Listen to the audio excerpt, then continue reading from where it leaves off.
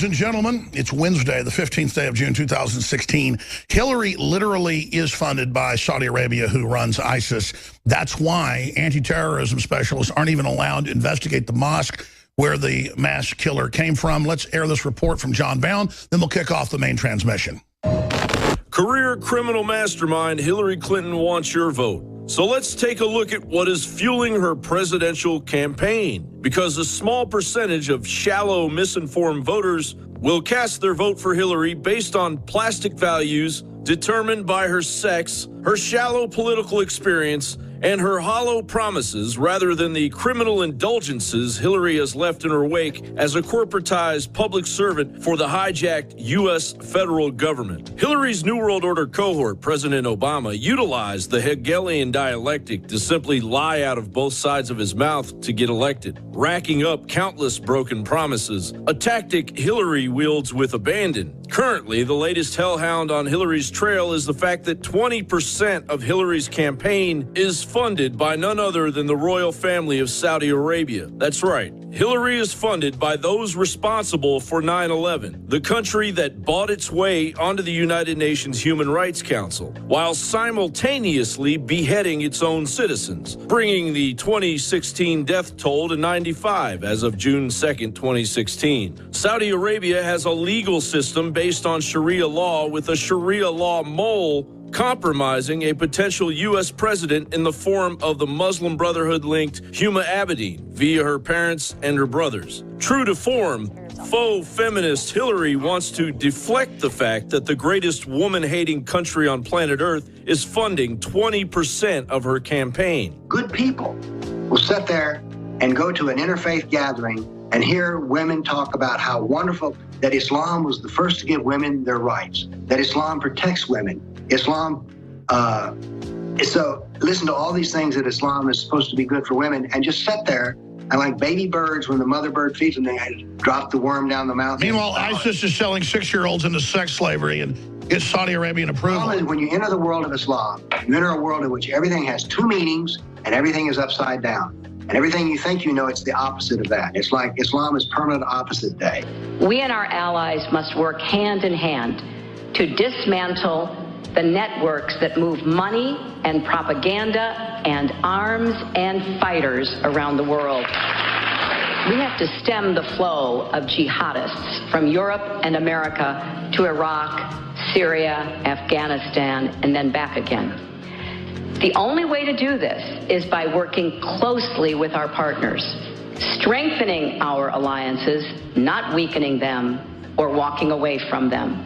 Trump's words will be, in fact, they already are, a recruiting tool for ISIS to help them increase its ranks of people willing to do what we saw in Orlando. General Petraeus said recently that demonizing a religious faith and its adherents will come at a great cost, not just to our values, but to our men and women in uniform and our national security.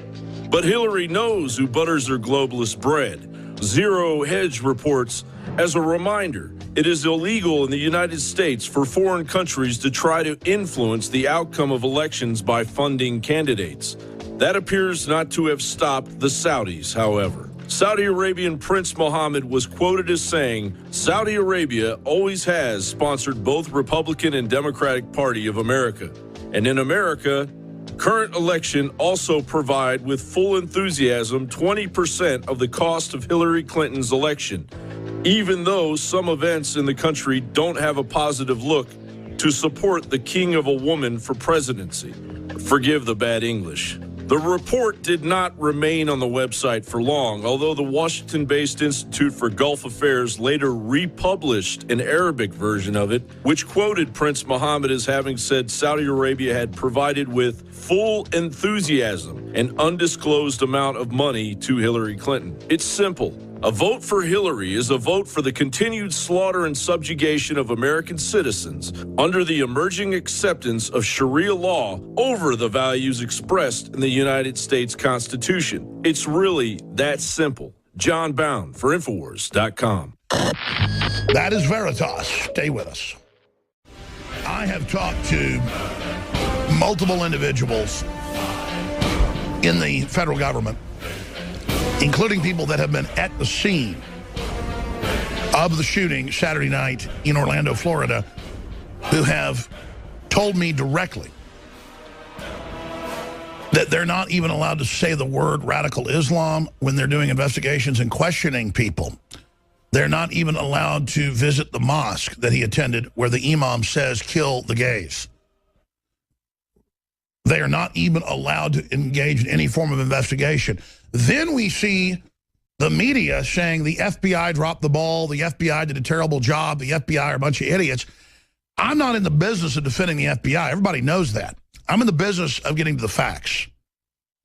And I've seen it over and over and over again with San Bernardino, with Fort Hood, with Orlando, with the Army, Navy, Marine Corps recruiting events, with the cop shot, with the guy screaming Allah Akbar on video in Philadelphia.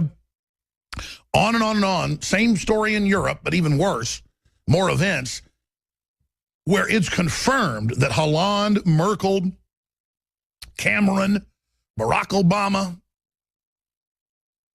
then Attorney General, Eric Holder, Jed Johnson now, are all ordering federal investigators to basically stand down investigations.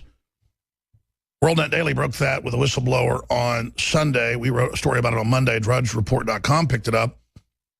And there are the witnesses to the fact that Hillary, still at the head of the State Department, blocked an investigation of the very mosque where this guy went.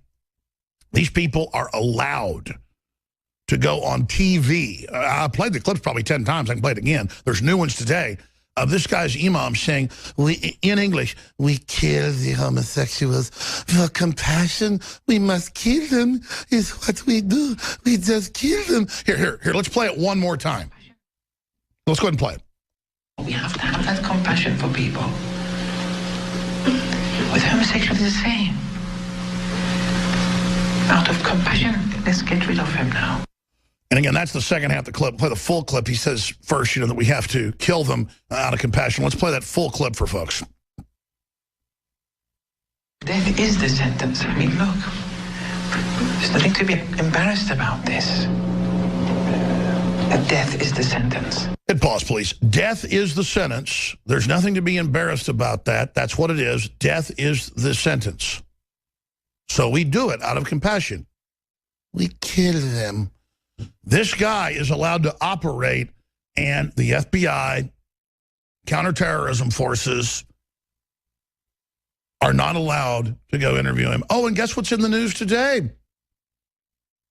Mr. Mattin's daddy, that dresses up in military uniforms on YouTube and calls for the death of homosexuals, he has visited Barack Obama in the White House repeatedly. You cannot make this stuff up. You cannot make this bizarro land garbage up. We have a new video. It's up on DrudgeReport.com as well. The story's from Infowars.com, where the top Islamic speaker admits killing gays is a belief held by, quote, moderate Muslims. And it's a long clip. We're going to play it coming up. But first, just out of the gates, I want to play for you, instead of just reading these headlines, so it sinks in. We've heard Hillary, we've heard Bernie Sanders, we've heard Obama say ban semi-autos. Get some reasonable laws in place. Make them get licenses. The guy had a license. The guy worked as a subdivision of Homeland Security. His brother-in-law runs shipping in the jihadi refugees. UN Human Rights Chief says U.S. needs robust gun regulation. That's their response. CNS News. CBS News. Jed Johnson, the head of Homeland Security, gun control is now a matter of Homeland Security. Yeah, it's outside of Congress. He'll do whatever he wants while they tell illegals of every type, just go ahead and skip your deportation hearing, or your immigration hearing, and 90+% just skip it. Nothing's ever done. Illegal immigrants who overstay visas almost never caught. Feds admit. Washington Times Congressional Report. It's all a total, complete joke. But we're told, oh, we're getting rid of all your freedoms and spying on you and coming after your guns to keep you safe, when these are the authors of our peril. So we have a bunch of clips today. Obama says restrict guns to combat homegrown terror. Homegrown. He went to Saudi Arabia. His parents immigrated over here in the 80s, were Mujahideen, a.k.a. proto-Al-Qaeda. They're running around shooting their mouths off. The mosque, his dad, all these people. His brother-in-law is involved in anti-Trump activities and boycotts. Just like the Mexican judge, who's a La Raza member and wants open borders and is a globalist and is allied racially or nationally with a group. He shouldn't be ruling on Donald Trump matters because the guy is involved in a group boycotting Donald Trump. But they turn that into Donald Trump's racist. No, Donald Trump's a nationalist. He's sick of people organizing themselves into religious and racial groups and attacking the country in gangs. That's what the KKK is. That's what La Raza is. That's what the Muslim Brotherhood is with the Hillary's girlfriend, one of the top honchos in that. This woman backs groups that don't want women outside without hoods over their head, but she prances around in Louis Vuitton $4,000 dresses and $5,000 handbags on TV, $2,000 shoes, hopping around red carpets, you know, loving on Hillary. What a sick joke. And then she's backing a group that keeps women as slaves because she's a slave master. Who's the #1 bankroller of Hillary? Under Obama, it was Goldman Sachs. Under Hillary, the Saudi Arabian government gives her 20% of her public campaign money. I mean, this is a group of just out-of-control lunatics. And now Hillary, more and more on the campaign trail, is just acting totally delusional and over-the-top confident and just gyrating and acting like a weird chicken or something. Just like, I mean, she is getting weirder and weirder and weirder and weirder. I mean, this is a fruitcake loon above the law, surrounded by smiling sycophants, kissing her diseased rump, and just letting her just run giant money laundering operations that make Iran-Contra look like child's play. And Iran-Contra was a takeout communist. And I'm against it because it was illegal and it grows into this type of illegal stuff. But it wasn't bringing Sharia law in and building hundreds of mosques in the U.S. These people are traitors. They are the plague. They are a disease. Can you guys pull me up the full quote of Cicero, the Roman senator, philosopher, historian, about the traitor? Cicero's quote on the traitor. Or Cicero, the traitor is the plague, is how it ends. But first, let's just start getting some clips. Let's go to Obama says restrict guns to combat homegrown terror. This is not homegrown. This is transplanted garbage. Here it is. If we really want to help law enforcement protect Americans from homegrown extremists,